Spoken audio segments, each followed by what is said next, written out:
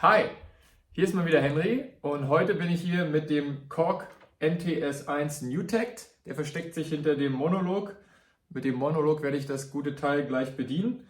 Das Gerät ist aus irgendeinem Verbundstoff hergestellt. Keine Ahnung, ob das irgendwas Recyceltes ist, wäre für die Umwelt gut. Es hat an den Rändern Metallteile, das heißt, er ist ein bisschen geschützt. Gumminoppen, er ist kommt in so einem Bausatz, dass man sich den selber zusammenbauen muss. Es ist eine Weile her, dass ich ihn zusammengebaut habe, vielleicht 10 Minuten hat es gedauert. Lass es 20 Minuten gewesen sein. Es war relativ simpel und ihr schafft das auch. Und was man mit dem Gerät alles machen kann, wie es funktioniert, das wollen wir uns jetzt mal im Detail anschauen. Heute geht es hier um diesen Korg NTS1. Das ist ein digitaler Synthesizer zum selber zusammenbauen. Ich habe den jetzt schon zusammengebaut von einer ganzen Weile, deswegen ist er auch so ein bisschen eingestaubt. Wenn ihr lernen wollt, wie man den aufbaut, müsst ihr euch bei jemandem anders ein Video anschauen. Da gibt es zu Genüge welche im Internet. Ich sage kurz mal was über die Anschlüsse. Also das Gerät kommt daher mit Sync in und raus, also Sync in and out. Er hat so einen MIDI-Adapter-Anschluss. Ich glaube aber, der MIDI-Adapter war nicht dabei. Ich habe den zweckentfremdet von der Electribe. Die sind kompatibel. Man kann nicht jeden nehmen, weil Korg eine andere Polarität hat, aber die von der Electribe funktionieren. Ich glaube, dass die für Arturia ausgelegt sind, die funktionieren nicht bei den Korg-Geräten. Ich benutze einfach ein ganz normales USB-Kabel. Ich glaube, das ist von meinem alten BlackBerry oder von irgendeinem anderen Handy. Und das geht bei mir hier oben in eine USB-Buchse rein und versorgt das Gerät mit Strom. Er hat hier hinten einen Audioeingang, wo man zum Beispiel einen anderen Synthesizer, wie hier in dem Fall den Monolog, auch anschließen kann. Und er hat hier vorne einen Kopfhörerausgang. Das ist der einzige Ausgang. Das heißt, bei mir ist jetzt der Kopfhörerausgang des Gerätes verbunden mit dem Audiointerface. Und er hat so eine etwas wackelige kleine Tastatur, wo ich immer ein bisschen Angst habe, dass die mal kaputt geht. Deswegen verwende ich den immer mit einem externen MIDI-Gerät. Ich habe in dem Fall jetzt hier den Monolog rausgekramt und beide auf den gleichen MIDI-Kanal eingestellt.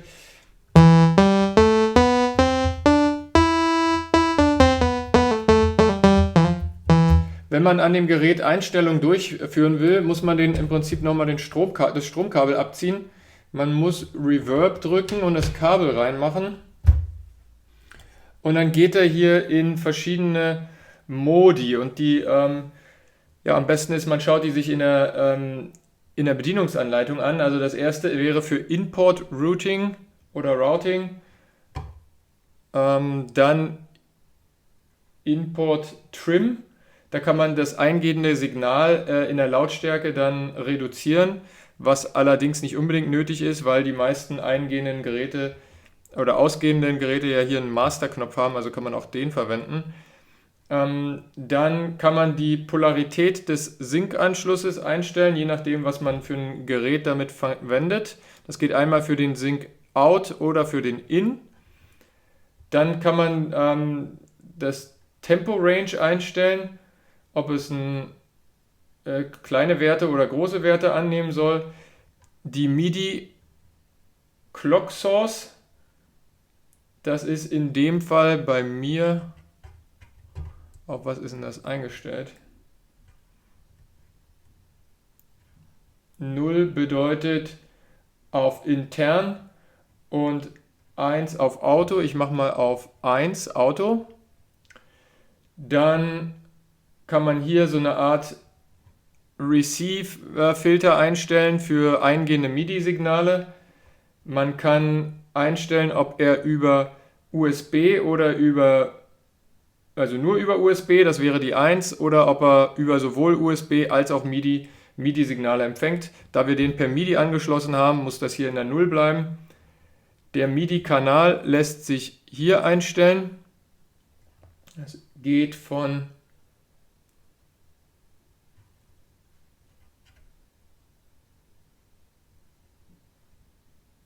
Also es sind alphanumerisch, wie ihr seht.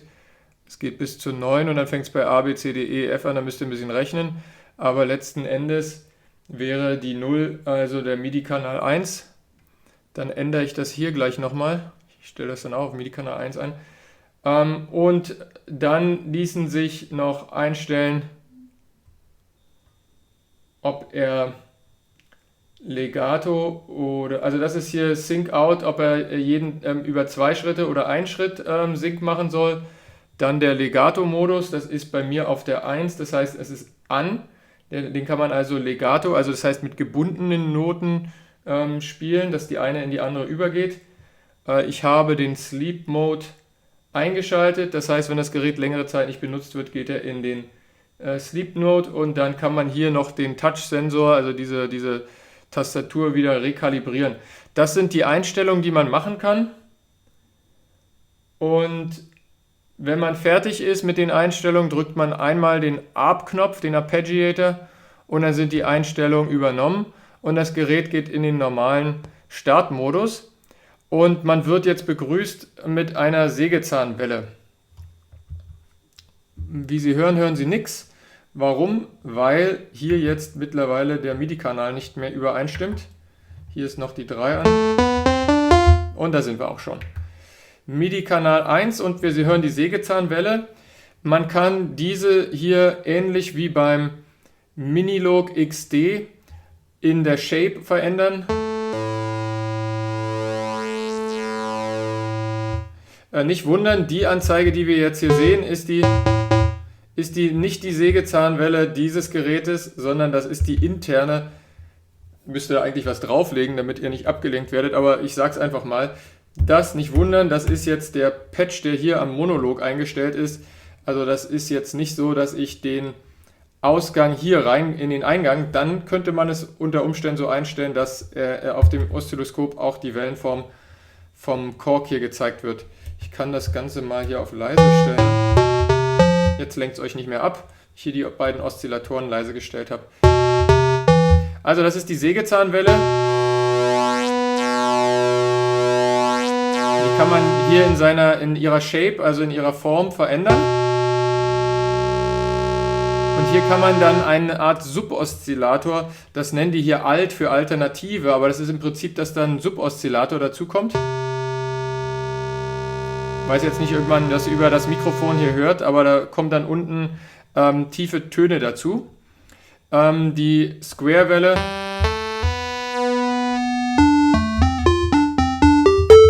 klingt schön nach Gayboy und wenn man die in der Shape manipuliert, dann kommt man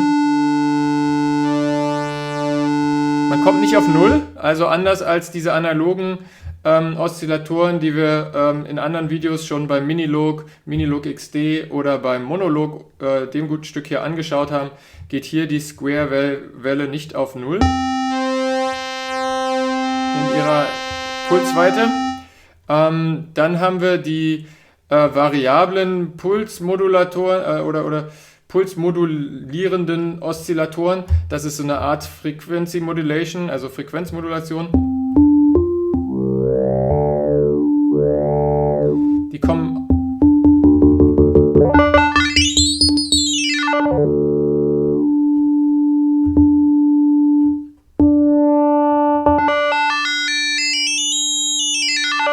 Hier kann man also dann verschiedenste Alternativen dazu einregeln und das ist im Prinzip,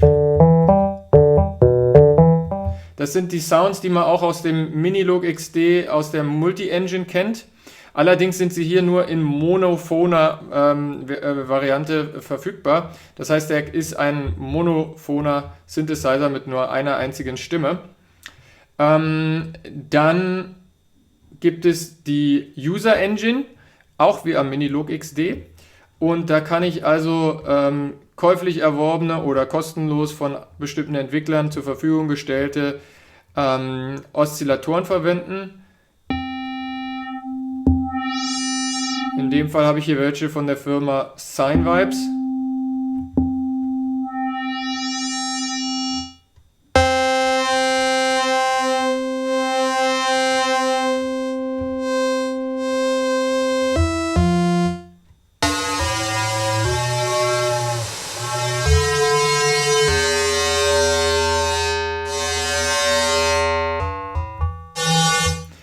Und dann gibt es noch von Korg die eigene User Engine oder diesen eigenen Waves Oszillator.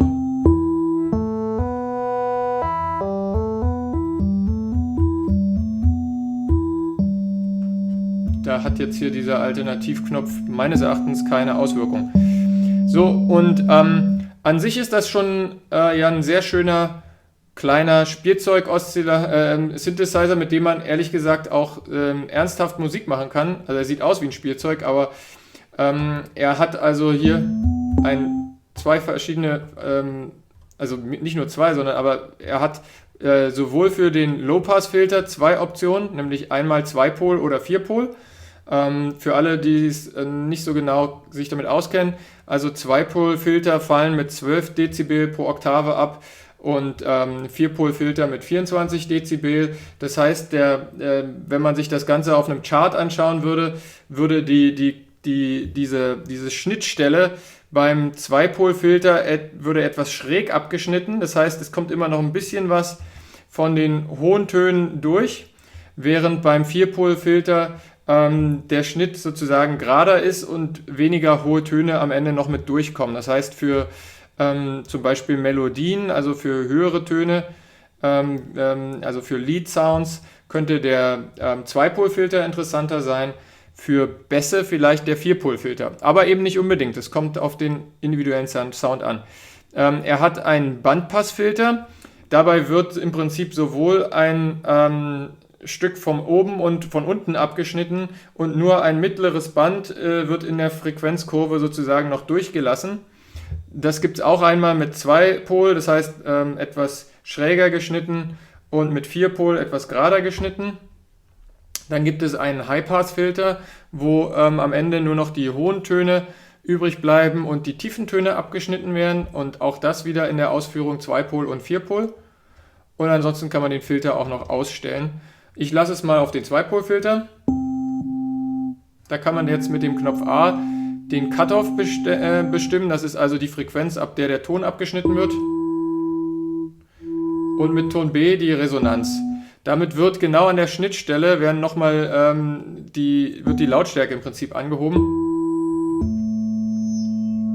Da kommt dann dieses Filterrauschen. Ich zeige das Ganze mal an der Sägezahnkurve, da ist man vielleicht ein bisschen vertrauter. Ups, da gehe ich wieder auf den Filter.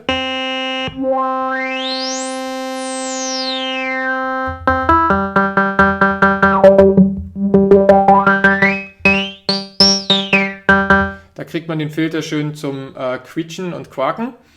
Aber ich nehme die Resonanz erstmal wieder runter. Neben dem Knopf Filter gibt es nun die Hüllkurve. Die ist eingestellt auf ADSR. Es gibt verschiedene Modi. Es gibt eine Attack, Decay, Sustain, Release Hüllkurve. Allerdings kann ich dann hier mit den Knöpfen A auch nur Attack und Release modulieren. Ich meine, dass es nicht möglich ist, so vom Gerät jetzt die Decay anzusteuern. Also Attack heißt, dass praktisch der Song, der Ton reinfadet bis zu seiner höchsten Stelle. Und Release bedeutet, wenn ich die Taste loslasse, dass er noch nachklingt und so eine Art Hall hat. Wenn ich das ausstelle, dann verklingt der Ton beim Loslassen der Taste sofort.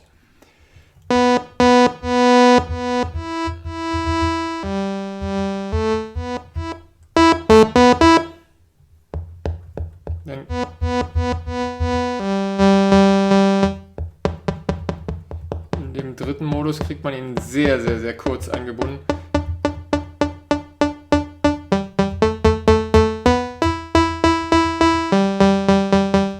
Könnte für Bässe sehr interessant sein, wenn wir jetzt hier eine Oktave tiefer gehen.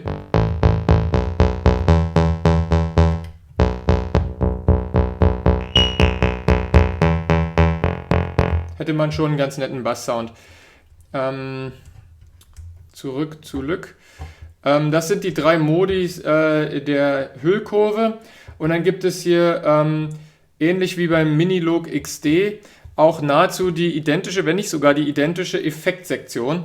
Und das ist ein weiterer Grund für dieses heutige Video, denn der Korg NewTek NTS1 lässt sich im Prinzip als Effektmodul verwenden, sozusagen als eine Art Erweiterung für beispielsweise den Monolog oder den ursprünglichen Minilog. Ich kann nämlich hier in dem Menü einstellen, wie das eingehende Signal, das hier in den Audioeingang vom Gerät reinkommt, wie das geroutet wird. Das heißt, ich könnte das eingehende Signal vor die Effektsektion setzen und damit praktisch ein Gerät wie den Monolog, der über keine eigene Effektsektion verfügt, um die Effektsektion des NewTek erweitern. Also könnte man das Gerät auch als Erweiterungsmodul für sowohl den Monolog als auch den ursprünglichen Minilog sehen, denn die sind ja soundtechnisch nicht mit dieser Effektsektion des Minilog XD oder des Prolog dahergekommen. Und insofern jemand, der jetzt nicht unbedingt seinen Minilog hergeben will oder weggeben will, aber dennoch die Stereo-Effekte des Minilog XD haben möchte, könnte sich überlegen, ob er seinen Minilog oder seinen Monolog um dieses kleine handliche Modul hier erweitert.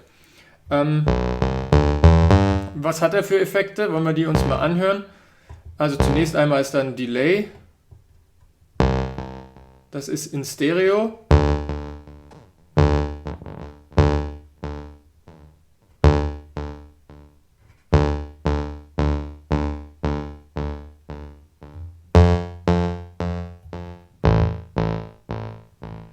Dann gibt es Mono-Delay, Ping, wo er immer von einem Lautsprecher zum anderen wandert.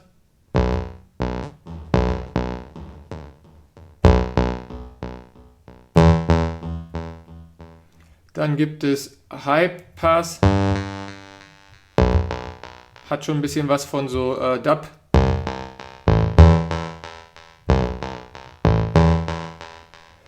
Dann gibt es Tape Echo.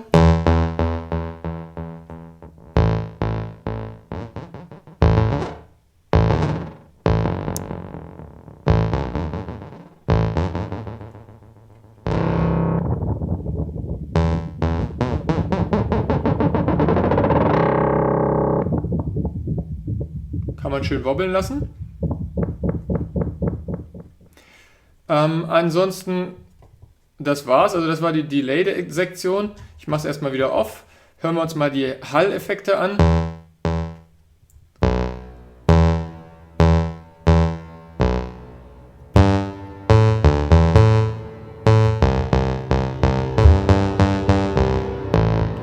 Also so viel auch ein bisschen zum Thema analog versus analog versus digital. Der Oszillator klingt nicht schlecht, ja. Der fehlt vielleicht so ein bisschen das Bissige, was manche analogen Oszillatoren haben.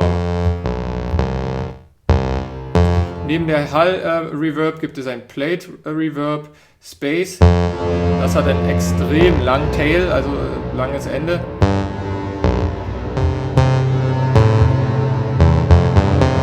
Da sind wir schon fast wieder bei Hymnen.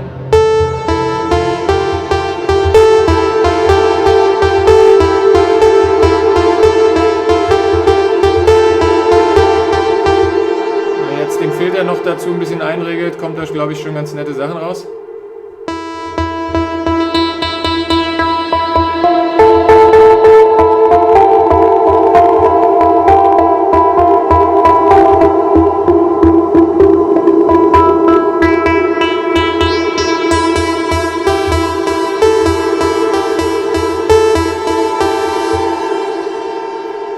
Das wäre der Space oder das Space Reverb.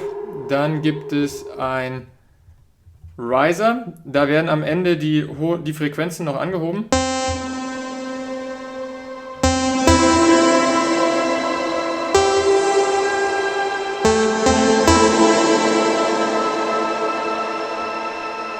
Also der schimmert im Prinzip hinten noch dadurch, dass er die Frequenz am Ende ein bisschen anhebt. Das gibt es auch das Gegenteil davon, das ist Submarine, das kennen wir auch aus dem Minilook XD. Dann zieht er den Sound mächtig nach unten in die tiefen Frequenzen rein.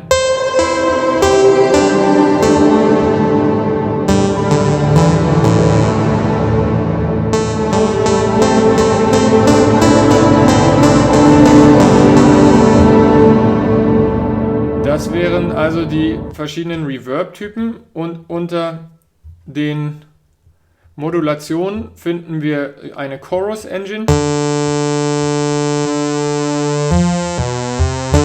Da kann man den Sound im Stereo-Spektrum ein bisschen mehr Weite geben.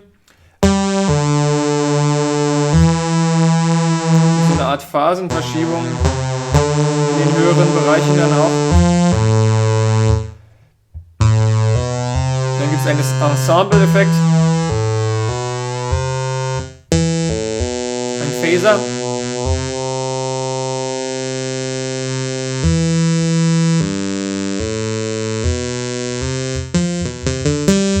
Muss man sich überlegen, ob man das bei einem monologen Synthesizer unbedingt braucht. Flanger ist nice.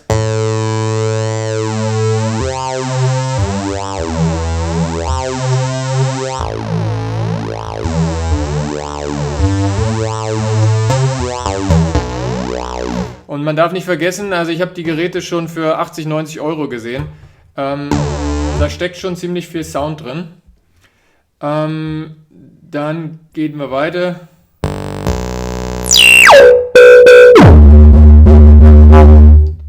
Das sind jetzt, glaube ich, Effektmodulationen, also praktisch käuflich erworbene Modulationen, die man auch in diese, also es gibt auch Modulationsslots auf den NewTekt und da kann man auch von Anbietern wie zum Beispiel Synevibes dann, ich sage immer Synevibes, weil ich habe mir nur Virtual von Synevibes besorgt, es gibt auch andere. Das ist ein bisschen arg jetzt hier. Mal die Lautstärke ein bisschen.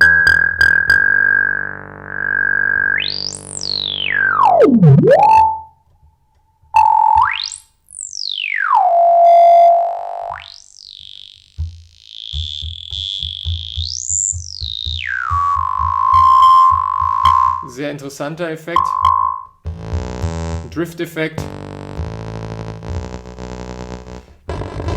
Dipol.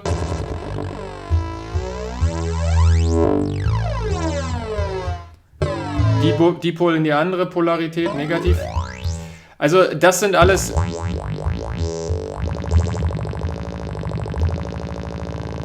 käuflich erworbene, von daher will ich die jetzt auch gar nicht so im Detail vorstellen. Könnt ihr euch mal anschauen auf der Webseite von Synevibes.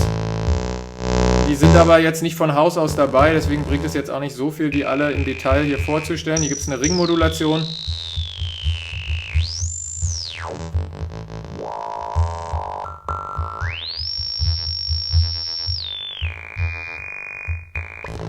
Gut, also das ist die Modulationssektion. Und jetzt stellt euch vor, ihr habt halt einen recht simplen Synthesizer wie den Monolog und jagt den da durch.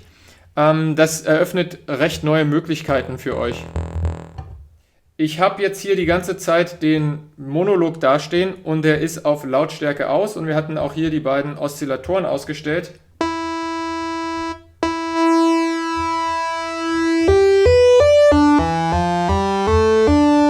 Die kann ich jetzt einfach dazu regeln und ich habe jetzt praktisch auf einmal einen Monolog mit 3 Oszillatoren.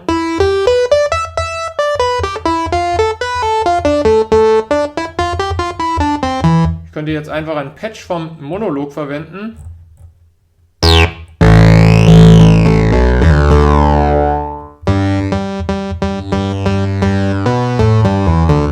Muss ich natürlich gucken, dass die Lautstärken einigermaßen zusammenpassen.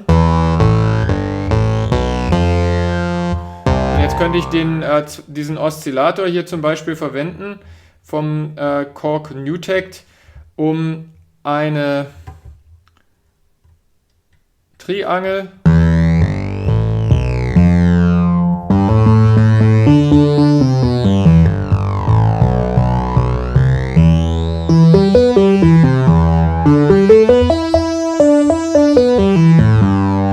um die doch da als dritten Oszillator runterzulegen. Ich könnte auch einen von den User.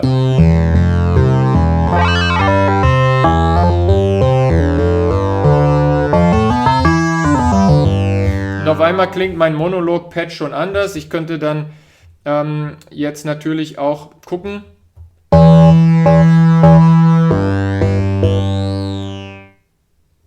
ob ich den Monolog,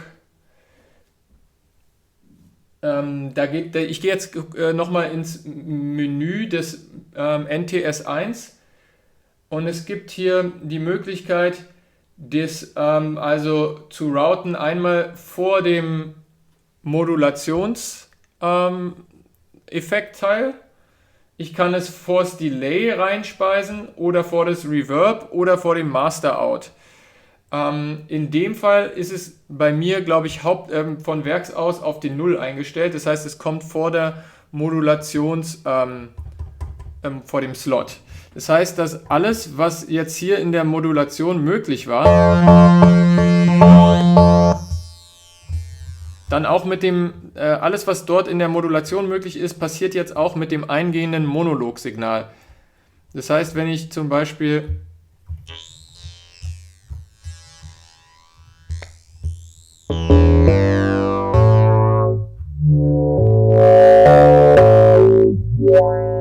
der von Cinevibes also erworbene Low-Pass-Filter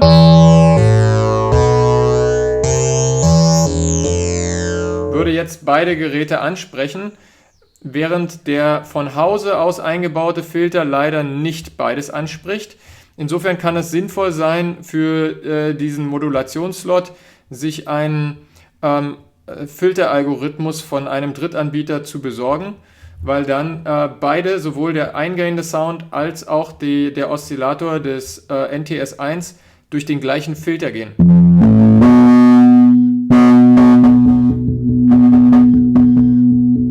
Da schnarren bei mir die Boxen.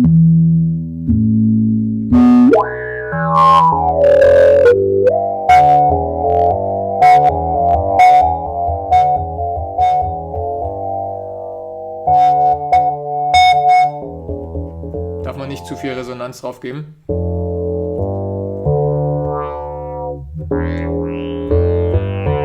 Und dann geht es weiter mit dem Delay-Effekt. Ich könnte jetzt hier ein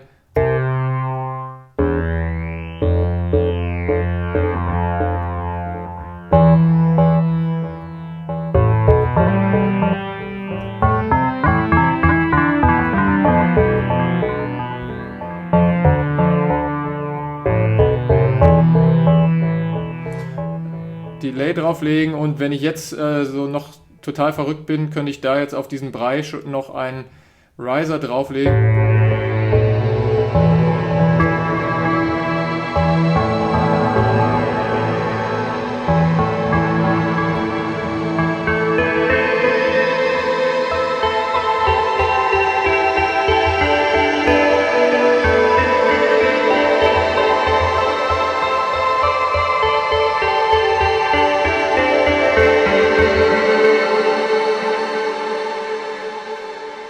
Und ich denke mal, dass, selbst wenn das jetzt nicht das perfekte Beispiel war, aber das zeigt im Prinzip, wie man den NTS1 verwenden kann, um ein Gerät wie den Monolog aufzuputschen und in neue Gefilde zu bringen. Das ist der Sound ohne den Monolog, klingt auch nett. Wir hören also pur den NUTECT. Aber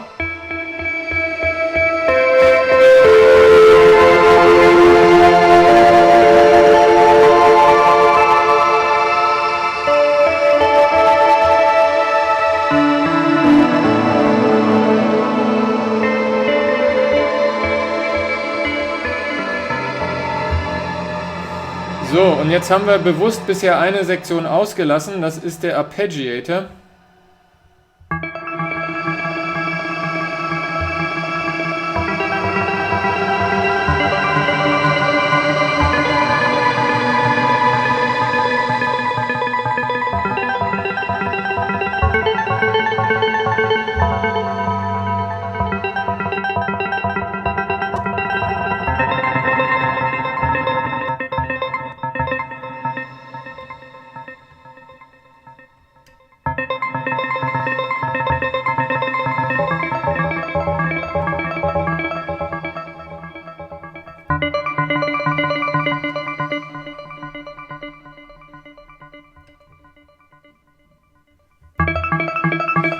also in verschiedene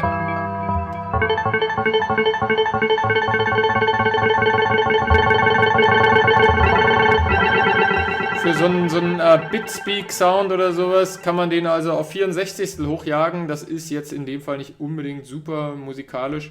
Ich gehe vielleicht wieder runter auf 16.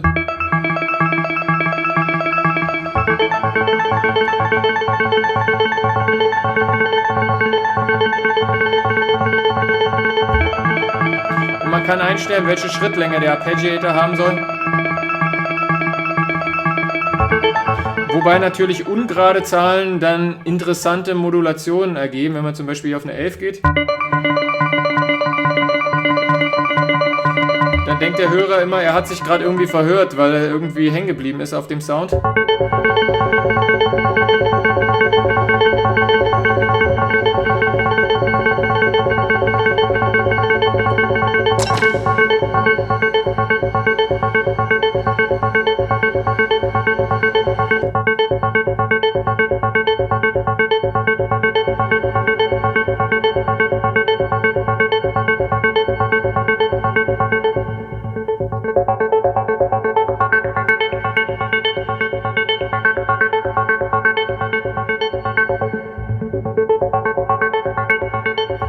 Das ist der Arpeggiator. Es gibt verschiedene Modi dafür. Er kann also runterspielen. Ist ein bisschen schwer, den mit einer Hand zu bedienen. Das ist Up and Down. Down and Up.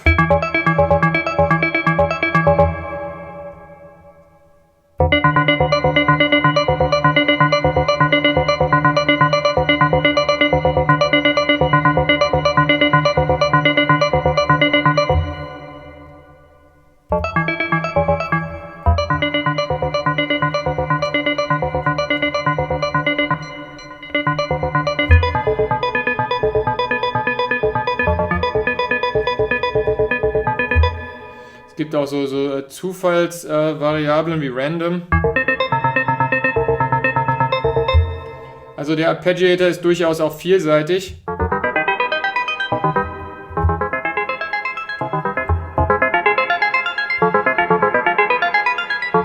Also in der Kombination mit dem Arpeggiator-Knopf und den anderen sichtbaren Knöpfen lassen sich da noch verschiedene Skalen für den Arpeggiator auswählen. Diminutiv.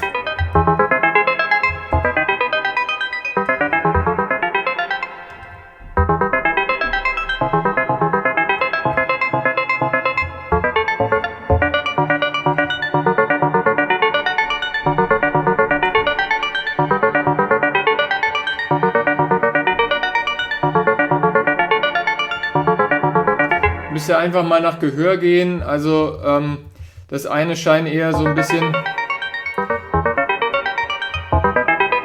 Das scheint so eine Art Major 7 Akkord zu sein.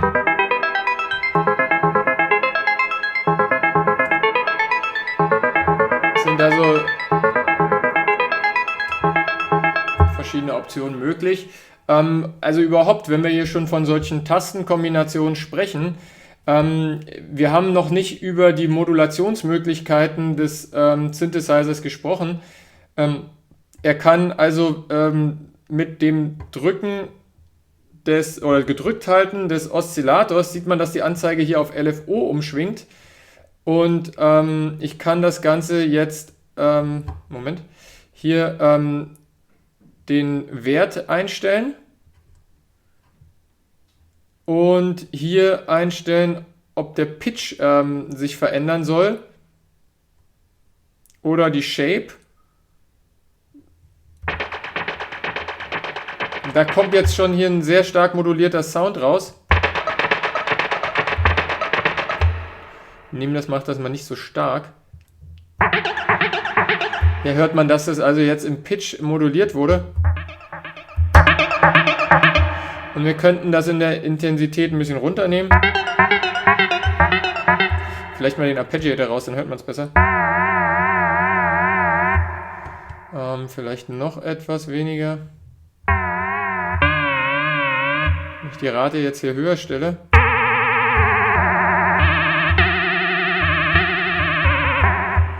kann man da schon ziemlich freakige Sounds rausholen. Ist der selbst oszillierend? Nicht so ganz. Aber auf jeden Fall, das wäre, wenn man das Ganze auf den Pitch legt und es ließe sich aber auch auf die Shape legen. Ups, das ist mit einer Hand schwer zu machen.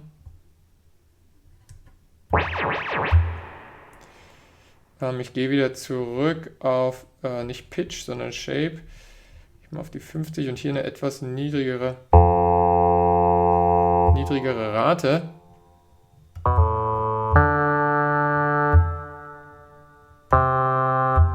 Das ist jetzt in dem Fall, vielleicht liegt es an der Oszillator-Type.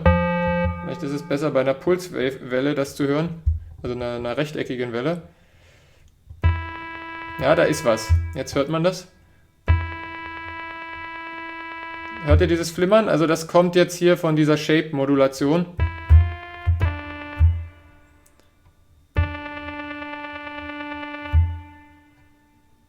Ich das ein bisschen weiter runterregle.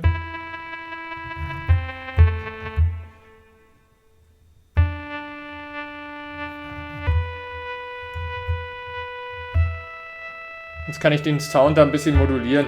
Also ja, es ist ein bisschen umständlicher, als hätte man jetzt diese dedizierten Knöpfe, die man beim Minilogue oder Minilogue XD hat, aber das ist möglich. Und gleichzeitig kann ich beim Filter, also ich stelle jetzt doch erstmal beides aus und gehe zum Filter. Wenn ich da gedrückt halte, kann ich so eine Art Filter-Sweep einstellen. Ebenfalls ist hier wieder die Rate und hier die Depth, also die Tiefe. Und das macht sich natürlich erst so richtig bemerkbar, wenn ich den Cutoff vielleicht so eine mittlere Stellung tue und auch ein bisschen Resonanz reinregle. Jetzt habt ihr schon wahrscheinlich gerade das Sweepen ein bisschen gehört.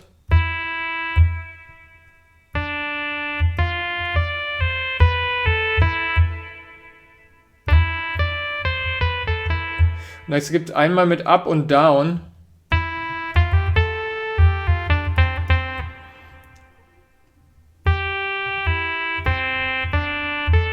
Da hat man gerade übrigens auch gehört, dass ich den im Legato-Modus betreibe. Das heißt, ich muss richtig Staccato spielen. Wenn ich nicht Staccato spiele, sondern Legato, dann würde dieser Filter-Sweep eben nicht mit jedem Tastendruck getriggert.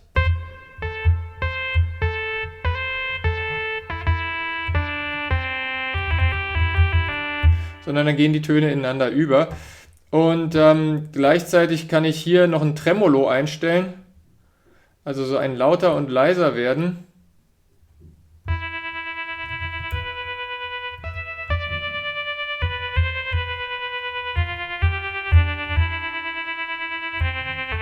Ich kriege dadurch im Prinzip einen sehr flimmernden Sound.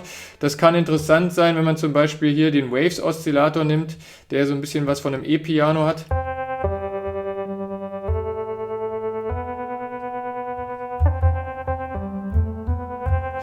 Oder beispielsweise diesen VPN, der so mehr nach E-Piano klingt.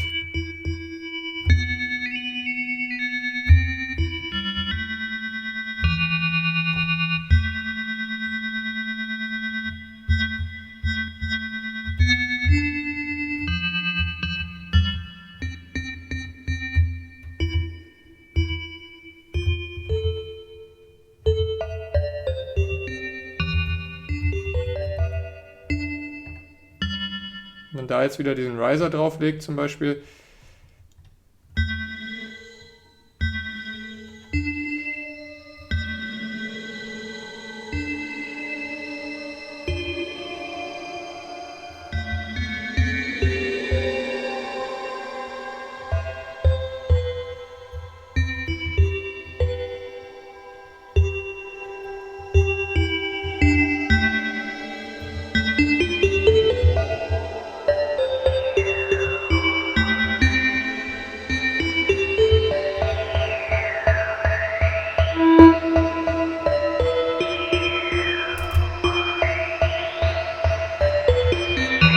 Ich habe jetzt hier einfach mal ein bisschen Noise noch vom Monolog dazugegeben.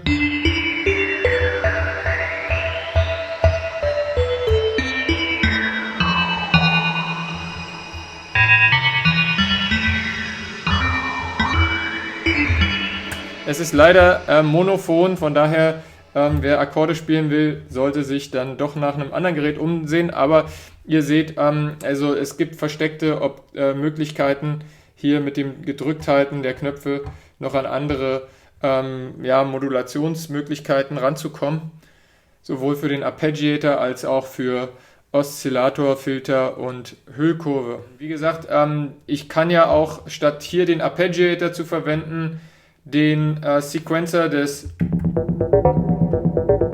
Korg Monolog verwenden, um den NewTek zu sequenzieren.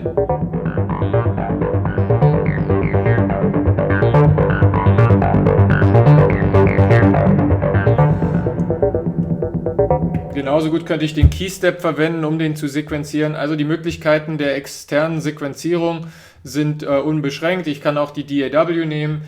Also das denke ich sind die wichtigsten Funktionen des Korg NewTek und wir haben ihn auch mal in Kombination mit dem Monolog zusammen ausprobiert. Hey, und das soll es auch erstmal mit dem Korg NTS1 NewTek gewesen sein. Ich hoffe, ich konnte euch das Stück sowohl standalone als auch in Kombination mit einem anderen Synthesizer mal vorführen. In dem Fall hatte ich den Korg Monolog gewählt, einfach aufgrund der Nähe, sage ich mal, die dadurch gegeben ist, dass der NTS1 mit den Features der Multi-Engine des Minilogue XD daherkommt. Er passt aber auch wunderbar zum Minilogue, zum Model D, zum Neutron, zu irgendeinem Monophon-Synthesizer, der on board nicht allzu viele Effektgeräte mit dabei hat. Da ist dieser NTS1 eine mögliche Option, mit einem schmalen Taler die Geräte aufzubohren. Wenn ihr trotzdem noch Fragen habt dazu, dann hinterlasst mir was im Chat. Ansonsten freue ich mich wie immer über jeden Daumen. Und wenn ihr häufiger meine Videos erhalten wollt, dann schreibt euch ein. Dann bekommt ihr eine Benachrichtigung, wenn ich mal wieder was online stelle.